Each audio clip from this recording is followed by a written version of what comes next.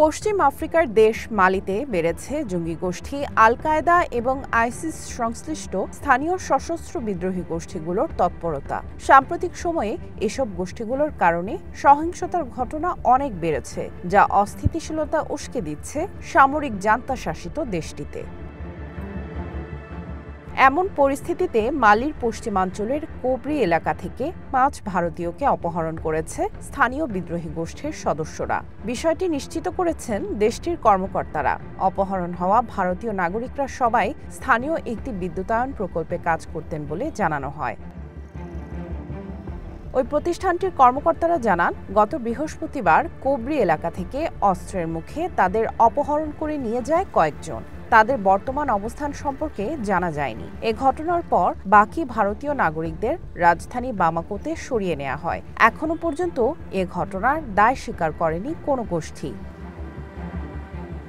সামরিক জান্তা শাসিত মালিতে দীর্ঘদিন ধরেই রাজনৈতিক অস্থিতিশীলতা এবং ক্রমবর্ধমান চরমপন্থী সহিংসতা চলে আসছে। সম্প্রতি দেশটিতে আল কায়েদার সংশ্লিষ্ট সন্ত্রাসী গোষ্ঠী support for Islam and Muslims বা JNIM জ্বালানি অবরোধ আরোপ করেছে, যা দীর্ঘদিনের অর্থনৈতিক সংকটকে আরও প্রকট করে তুলেছে। মালিতে বিদেশিদের অপহরণের ঘটনা নিয়মিতই ঘটে থাকে। ২০১২ সাল থেকে বেশ কয়েকটি সামরিক অভ্যুত্থান এবং জঙ্গি হামলার ঘটনায় দেশটিতে পূর্ণ রাষ্ট্রীয় নিয়ন্ত্রণ প্রতিষ্ঠা সম্ভব হয়নি। এর আগে সেপ্টেম্বরে ইউনাইটেড আরব আমিরাতসের ২ নাগরিক এবং ইরানের ১ নাগরিককে রাজধানী বামাকোর কাছ থেকে অপহরণ করে JNIM এর সদস্যরা। পরে প্রায় $৫ কোটি মুক্তিপণের বিনিময়ে গত সপ্তাহে তাদের মুক্তি দেওয়া হয়। ২০১২ সালে তুয়ারেগ বিদ্রোহের পর জন্ম নেয় JNIM নামে সশস্ত্র বিদ্রোহী গোষ্ঠীটি। মালির উত্তর থেকে কেন্দ্র এবং সীমান্ত পেরিয়ে বুর্কিনা ফাসো ও নাইজার পর্যন্ত তাদের প্রভাব ছড়িয়েছে।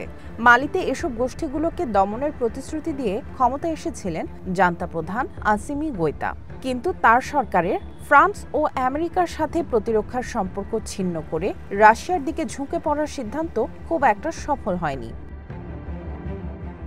বামাকো এখন পর্যন্ত জান্তা সরকারের নিয়ন্ত্রণে থাকলেও রাজধানীর দিকে ক্রমেই অগ্রসর হচ্ছে সশস্ত্র বিদ্রোহী গোষ্ঠী JNIM। কঠোর জ্বালানি অবরোধের কারণে যে কোনো মুহূর্তে সরকার পতনের শঙ্কা, আর এতে দেশটির বাসিন্দাদের মধ্যে ছড়িয়েছে আতঙ্ক। JNIM এর নিয়ন্ত্রণে থাকা এলাকাগুলোতে এরই মধ্যে কঠোর বিধিনিষেধ আরোপ করা হয়েছে। সেসব এলাকায় চলাচল সীমিত এবং গণপরিবহনে নারীদের হিজাব পরার নির্দেশ দিয়েছে গোষ্ঠীটি। সামিয়া জান্নাহ, ওয়ান ইন্টারন্যাশনাল ডেস্ক।